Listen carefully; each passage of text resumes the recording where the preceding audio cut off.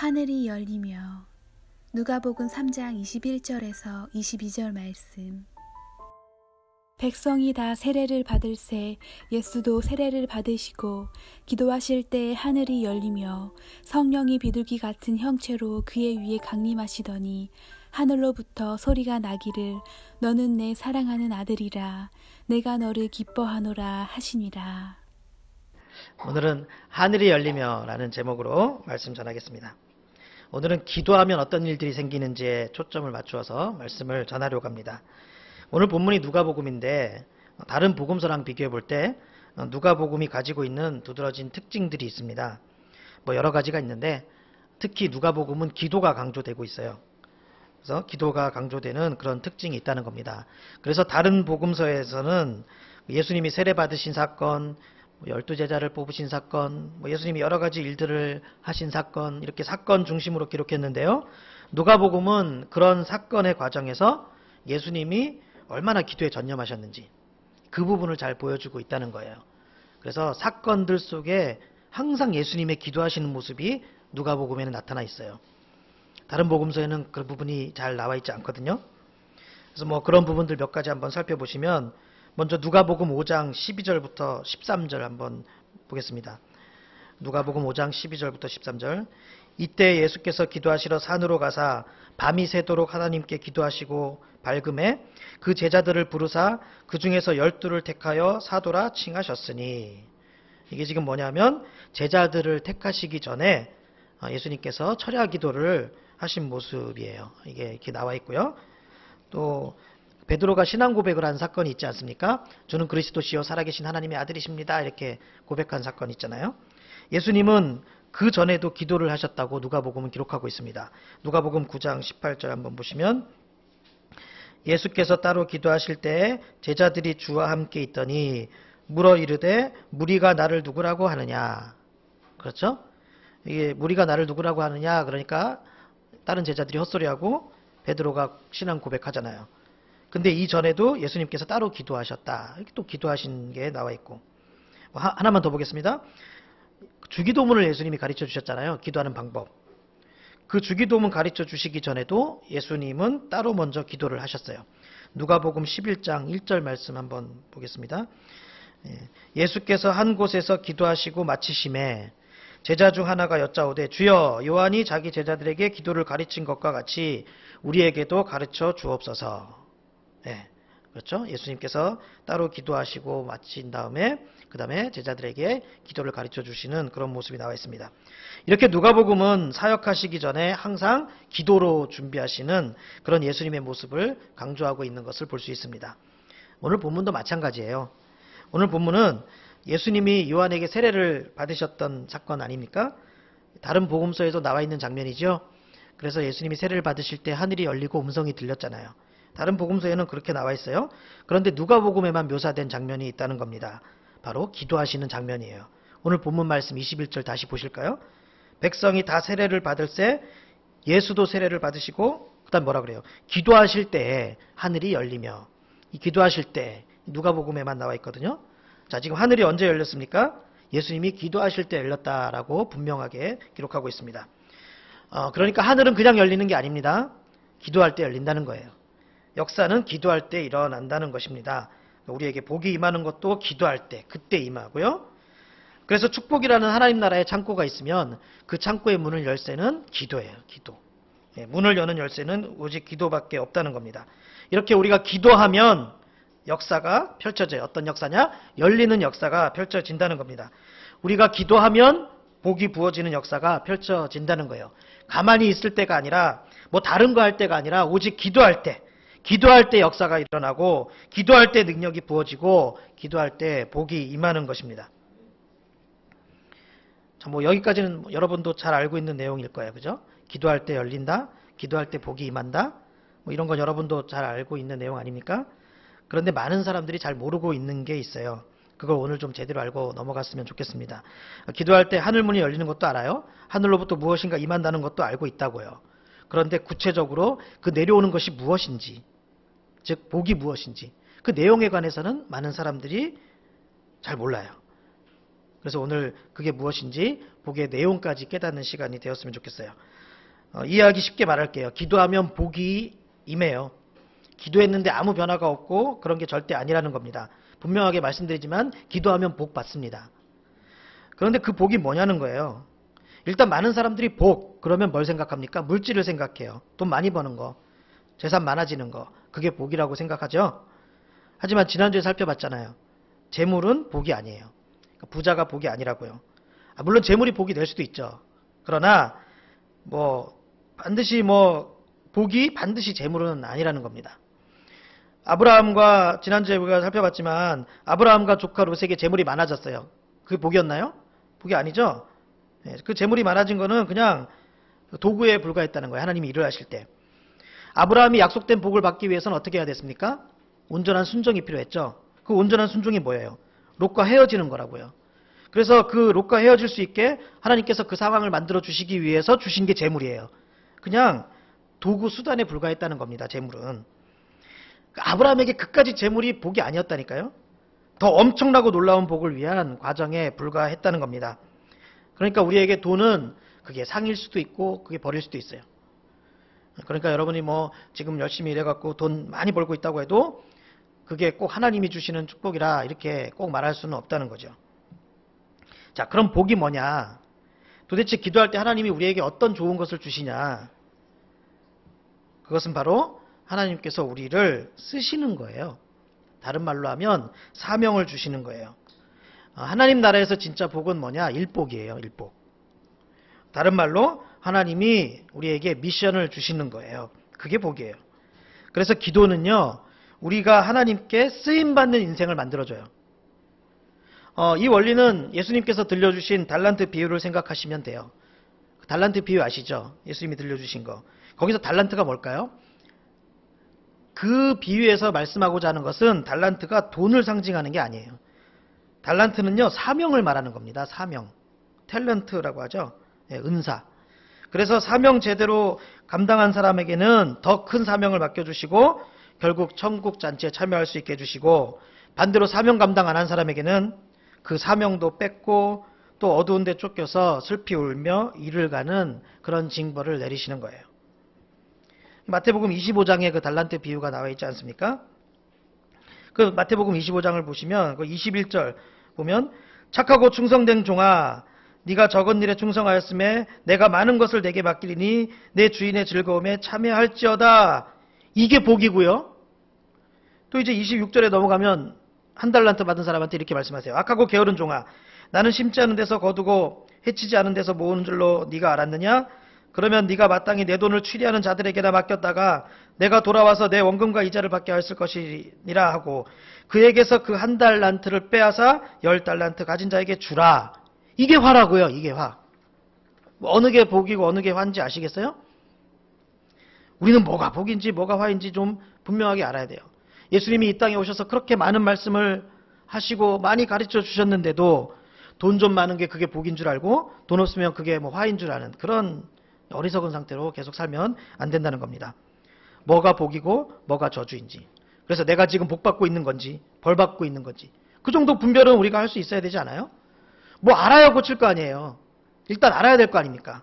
내가 지금 벌 받고 있는 것도 안타까운데 그게 벌인 줄도 모르면 얼마나 비참해요. 오늘 저와 여러분이 제대로 깨달았으면 좋겠습니다. 복이 뭐냐? 사명이 주어지는 거예요. 일이 맡겨지는 거예요. 그게 복이에요. 내게 사명이 주어져서 나를 통해서 교회가 막 세워지고 나를 통해서 복음이 전파되고 하나님 나라가 확장되는 그런 놀라운 역사가 펼쳐지는 그런 일들이 막 일어나야 된다는 거예요. 이런 일들이 무슨 목사나 선교사만 하는 게 절대 아니라는 겁니다. 여러분 모두는 복음 전파하는 일에 주의 일에 쓰일 수 있는 달란트, 즉 엄청난 잠재력을 여러분 속에 다 지니고 있다고요. 그런데 그것이 지금 막 쓰이는 사람이 있고 지금 아무 일도 하지 못하는 사람이 있어요. 그것은 사람마다 능력의 차이가 절대 아닙니다. 사람들은 다 똑같아요. 도토리 키재기예요. 성경에도 말씀하잖아요. 그렇게 많은 역사를 했던 엘리야도 우리랑 다 똑같은 사람이라고. 우리보다 특별한 사람이기 때문에 엘리야가 그런 능력을 행했던 게 아니라고 성경이 분명히 말씀하지 않습니까? 예. 그런데 어떤 사람은 왜 놀랍게 쓰임을 받느냐?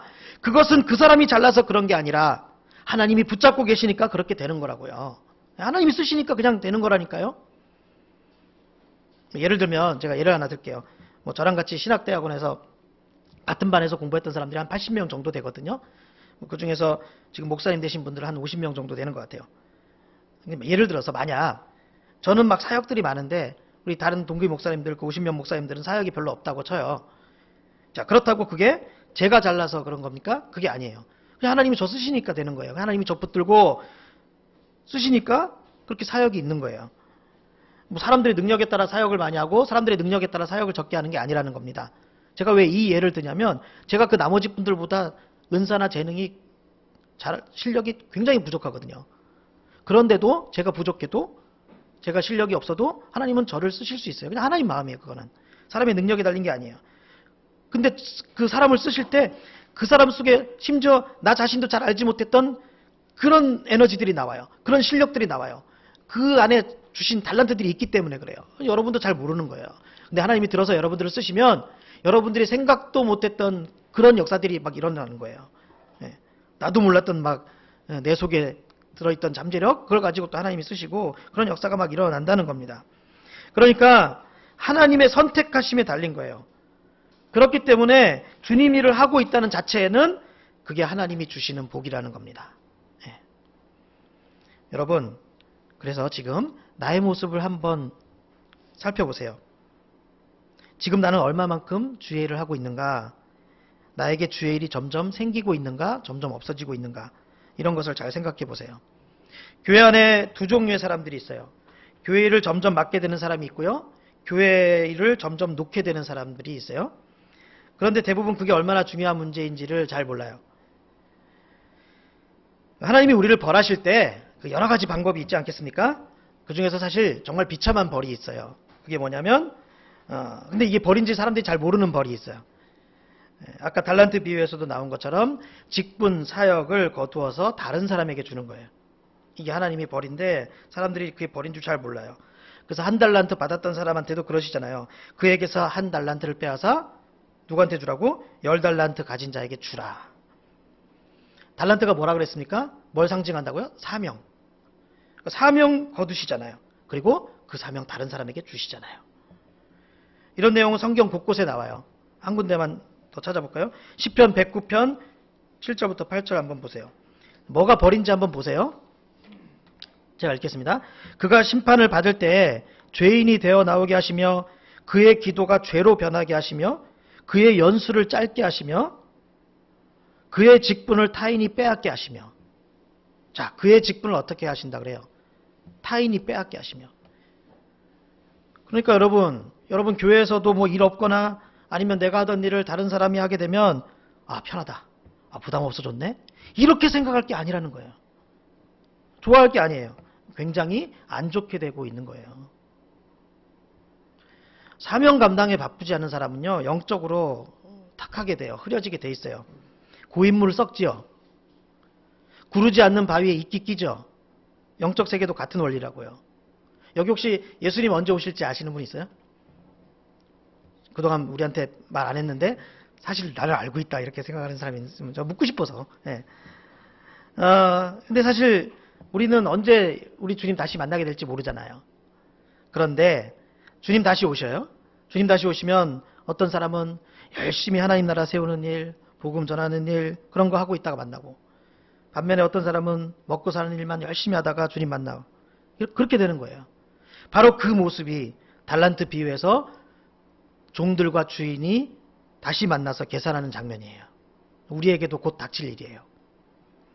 분명하게 아셔야 됩니다. 주의 일 놓치게 되는 건 화고 주의 일 맡겨지는 것은 복이에요. 그러니까 어떻게 해야겠습니까? 사명 붙잡기 위해서, 사명 빼앗기지 않기 위해서 몸부림쳐야 된다는 거예요. 그래서 지혜로운 사람은 그런 상황을 체크하고 자신을 돌아본다고요. 그런 거, 요거에 알고 있는 사람은 여기 기준을 삼고 자신을 체크한다니까요. 자신을 돌아봐요. 그리고 회개하고 다시 기도의 자리로, 사명의 자리로 나가죠. 반면에 어리석은 사람들, 멍청한 사람들은 그게 일단 문제인 줄 몰라. 심지어 그게 평안인 줄 알아요. 그냥 계속 주저앉아 있는 거예요. 나한테 지금 사명들이 하나둘씩 들어가고 있어도 영적 센스가 없으니까 고민도 안 해요. 주의 일이 점차 줄어들고 사역이 줄어들고, 근데 그것이 문제란 것을 모르고 또 그것이 문제란 것을 모르니까 기도도 안 하고 그런 악순환이 반복되는 거예요. 반면에 여러분 중에 혹시 일복이 터졌다고 할 만큼 자꾸 사명이 주어지고 사역이 생기고 일이 많아지는 사람이 있으니까 분명하게 아십시오. 그게 축복이에요. 지금 하나님이 복을 부어주시는 거예요. 하나님이 주시는 복의 모습은 세 단계가 있어요. 하나님이 복을 주실 때 세 단계가 있어요. 1단계, 기도의 자리로 나가요. 기도의 자리로 나간다는 자체가 사실 복이 시작된 거거든요. 그렇게 기도하면 2단계, 사명들이 맡겨져요. 이제 복의 문이 열리기 시작하는 거예요. 그리고 마지막 3단계는 나의 자리가 옮겨지는 역사가 일어나요. 그러니까 영광의 자리, 존귀한 자리로 하나님께서 옮겨주세요. 이건 당연한 거예요. 여러분 대통령이란 자리를 생각해 보세요. 대통령은 뭐 놀고 먹는 자리가 아니잖아요. 그 직에 맞는 일을 하는 자리예요. 얼마나 부담이 됩니까? 여러 가지 중요한 일을 결정해야 되고 스트레스가 장난이 아닐 거예요. 그런데 그 임무만큼 그만한 영광도 있잖아요. 이렇게 사명은 자리와 함께 주어지는 거예요. 많은 일을 하려면 그에 맞는 자리가 있어야지 일을 할 거 아닙니까? 일을 아무 데서나 할 수 있는 건 아니잖아요. 여기 지금 뭐 이렇게 컴퓨터들이 있는데 이 자리가 있어야 일을 할 거 아니에요. 저기 뭐 동일로에 가갖고 전산 처리하라고 그렇게 누가 어떻게 시켜요. 모든 사명이 주어질 땐 그 자리가 주어지는 거라고요. 그러니까 많은 일을 하려면 그에 맞는 위치에 있어야 되는데 그런 위치로 하나님께서 옮겨주신다는 겁니다. 하나님께서 친히 들어서 사용하여 주신다는 거예요. 높여주신다는 거예요. 그래서 어떤 일이 생기냐? 원수의 목전에서 상을 차려주시고 존귀하게 여김을 받는 역사가 일어나는 겁니다. 그렇기 때문에 하나님이 일을 주시는 것은 복을 주시는 거예요. 우리를 힘들게 하려고 괴롭히려고 일을 맡기는 게 아니라는 겁니다. 저도 그래요. 목회하다 보면 뭐 여러 사람을 만나게 되지요. 뭐 기본적으로 저는 제게 주신 양들이기 때문에 모두 사랑합니다. 하지만 그래도 좀 더 기특하고 뭐 그래서 상을 주고 싶고 뭐 좋은 것들을 더 많이 주고 싶은 그런 사람이 있게 마련이죠. 뭐 여러분은 안 그러겠어요? 그렇잖아요. 예, 더 기특한 사람이 있고 더 이쁜 사람이 있고. 그래서 제가 그럴 때는 어떤 식으로 제가 그 사람을 대하냐면 뭐 물론 상을 줄 수도 있고 뭐 선물을 줄 수도 있고 뭐 돈을 줄 수도 있어요. 근데 그게 다가 아니에요. 저는요, 제가 사랑할수록 제 마음에 들면 일을 맡겨요. 왜냐하면 그만큼 신뢰하기 때문이에요. 저 그런 사람이라고요. 예, 제가 일을 맡기면 그만큼 사랑하는 거예요. 믿기 때문에. 또 다른 이유는 뭐냐? 사명이 복이기 때문에. 사명 자체가 복이거든요. 그래서 제가 어떤 사람에게 일을 맡기는 이유는 우선 그 일을 맡길 만한 사람이니까 그러는 거고, 두 번째, 그 사명을 맡으면 그 사람에게 복된 일이기 때문에 맡기는 거라니까요. 그리고 세 번째 이유도 있어요. 제가 어떤 사람에게 일을 주는 이유는요, 함께하고 싶어서 그래요. 동역하고 싶은 거예요. 사명 자체도 복이지만 저는 그것을 같이 하고 싶은 거예요. 저도 어차피 그 일 때문에 그 사람과 자꾸 대화하고 만나야 되잖아요. 일을 하려면. 그런데 제가 어떻게 아무한테나 일을 맡기겠습니까? 정직하지 않은 사람, 순종하지 않는 사람, 이런 사람은 자꾸 마주치는 것도 불편하거든요. 근데 어떻게 일을 맡겨요? 일 때문에 보면 불편하잖아요. 그러니까 그런 사람한테는 아무 일도 맡기고 싶지 않아요. 하나님의 역사도 마찬가지예요. 하나님도 마찬가지라고요. 하나님도 그만큼 사랑하고 믿을 만한 사람에게 사명을 주세요. 사명을 주세요. 하나님 마음에 들고 예뻐하시는 사람에게 사명 주시는 거예요. 이거 제 말이 아니에요. 제 말이 아니라니까요. 대표적으로 다윗이 그렇잖아요. 하나님이 다윗에게 왜 사명을 주셨습니까? 이스라엘 나라를 다스리는 왕이라는 사명을 다윗에게 왜 주셨습니까? 하나님 마음에 들기 때문에 그랬어요. 볼까요? 진짠가? 사도행전 13장 21절 22절 한번 말씀 보세요. 한번 같이 읽죠. 시작.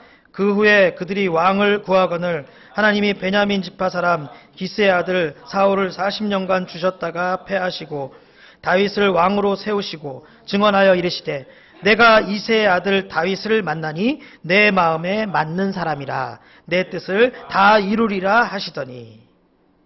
거봐요. 진짜죠? 하나님 마음에 들기 때문에 사명 주셨잖아요. 하나님은요, 다윗과 함께 하고 싶었던 거예요. 그런 얘기가 있더라고요. 우리는 하나님과 함께 하지 않고는 어떤 일도 할 수 없다. 그리고 하나님은 우리와 함께하지 않고는 안 하신대요. 그러니까 우리는 못하고 하나님은 우리와 함께하지 않으면 안 한대요. 하나님은 우리와 함께 일을 하기를 원하세요. 다윗과 함께 일을 하기 원하셨던 거예요. 다윗에게 사명 주고 혼자 잘 먹고 잘 살아라 이게 아니라 다윗과 함께 하나님의 역사를 이루고 싶었던 거예요. 다윗과 손잡고. 사랑하니까. 하나님 마음에 드니까. 그러니까 하나님과 우리가 함께 할 수 있는 너와 나의 연결고리 뭐? 사역이에요. 사역. 예.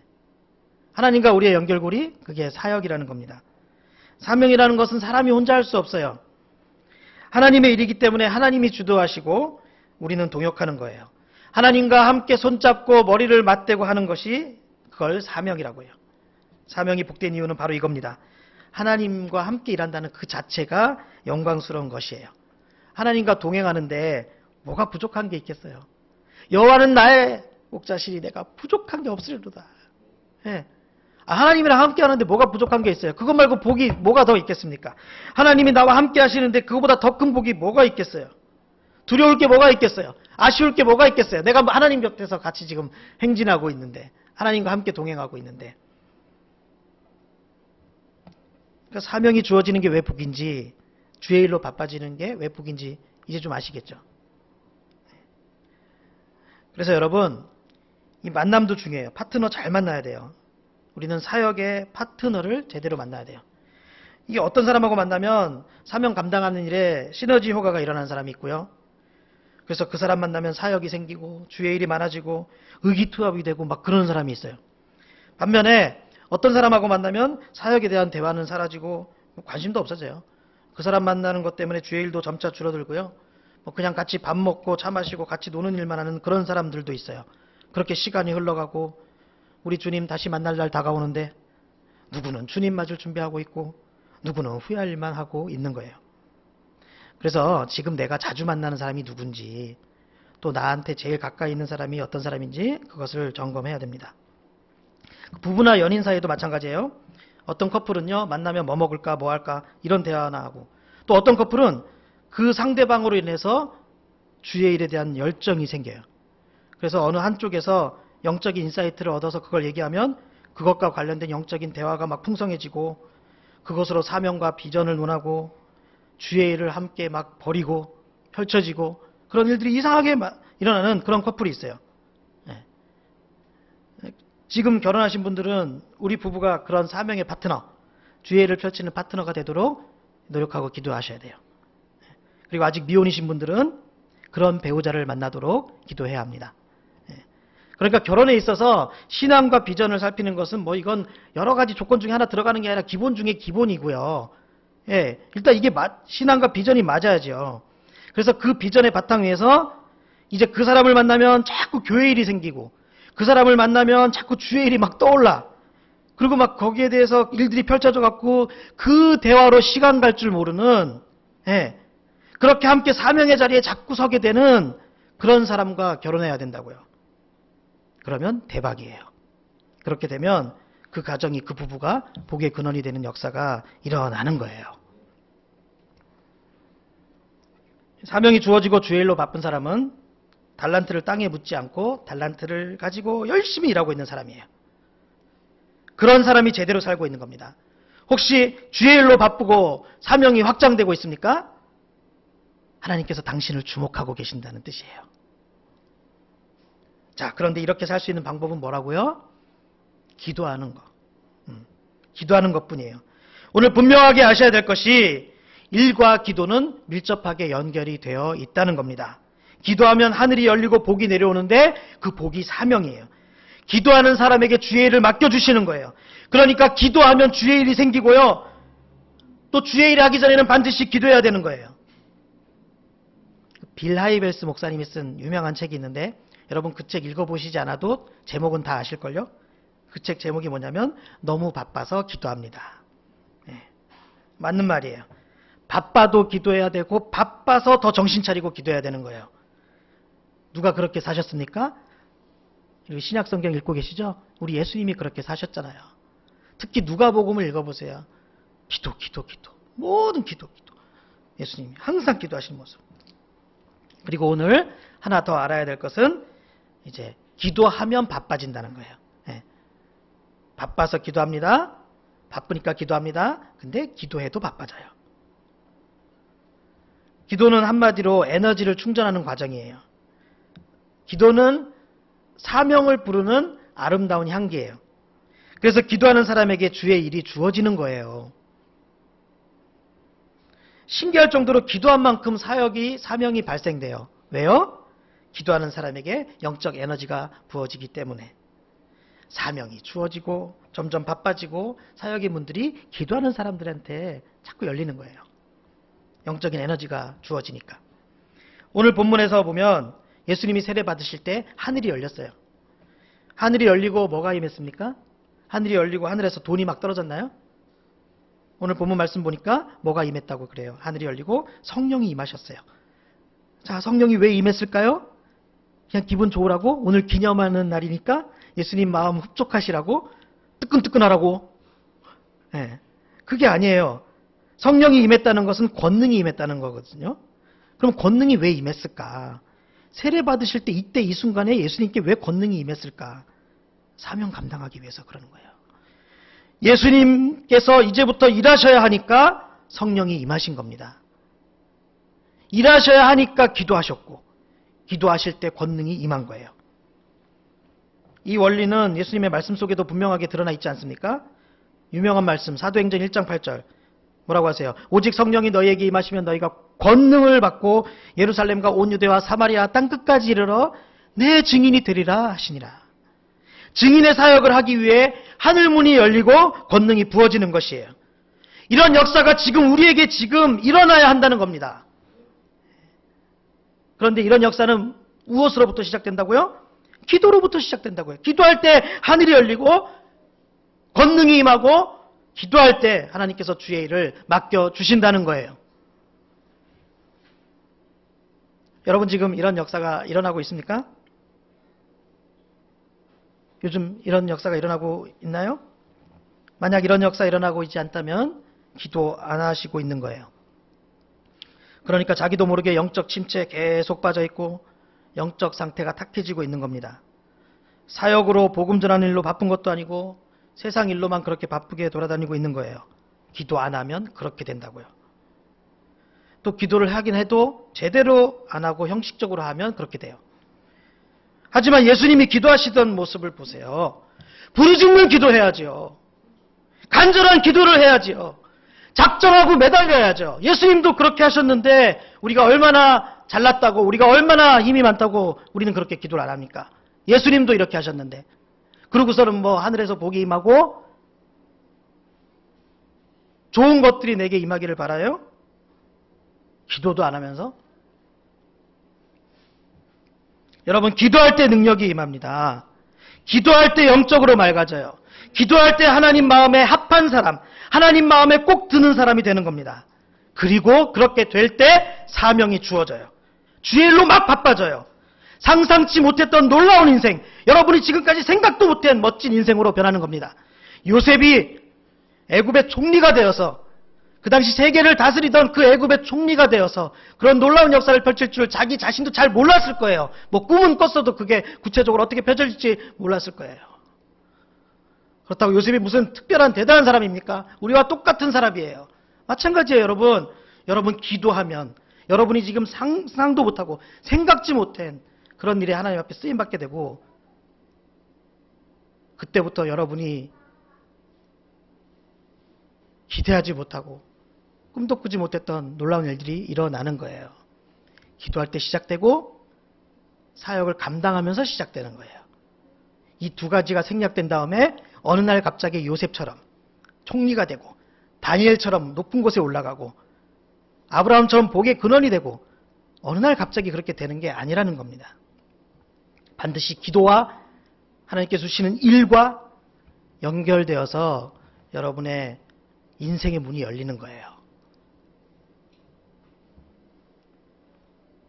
기도로 하늘문을 열고 하나님의 동역자가 되어서 존귀하게 쓰임받는 우리 보드미들이 되시길 주님의 이름으로 축원합니다.